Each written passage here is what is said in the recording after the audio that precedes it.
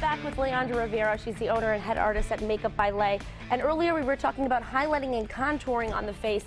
So the finishing step would be just to make sure that it stays throughout the day. Yes, most definitely. Once you take your time and you blend all those highlights, those contours, then you'd want to take a setting powder. And you mainly want to set underneath the eyes, the areas that crease the most. This is an oil-based foundation, so it stays, it has lasting power. So once you set everything, you want to set under the eyes, on the bridge of the nose, on all the highlights. That's usually where the creasing will be, just from smiling and moving the face. And once you do that, you're all set to go. You could add your eyeshadow, your eyeliner, lashes, and go to town with your look. I love it. It looks beautiful. She just glows. It looks absolutely gorgeous. So then just set it and then you're all set. Now, we're talking about makeup safety now. Yes. So a lot of us, we go to the store, we buy whatever's in our budget, whatever colors we want. We don't always think that maybe it's actually not good for us. Yes. Yes, I always suggest when you are going to look for makeup, especially if you have sensitive skin or just in general, you want to be aware of the ingredients inside.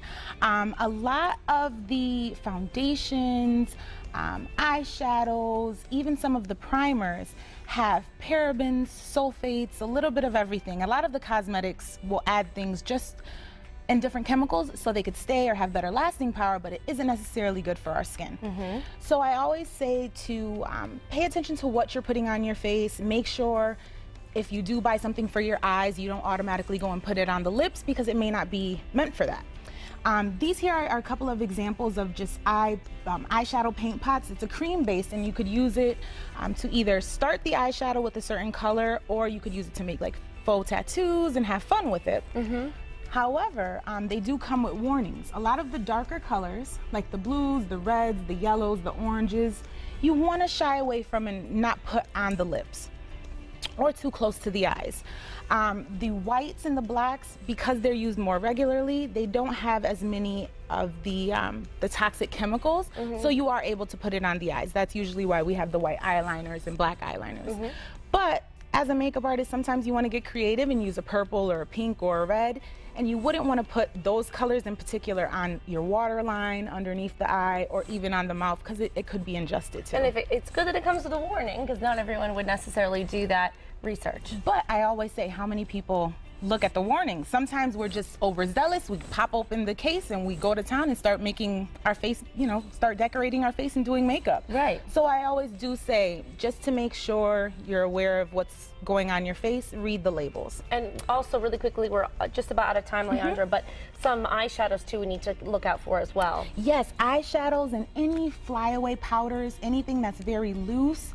You want to be careful. Most of them are made out of silica.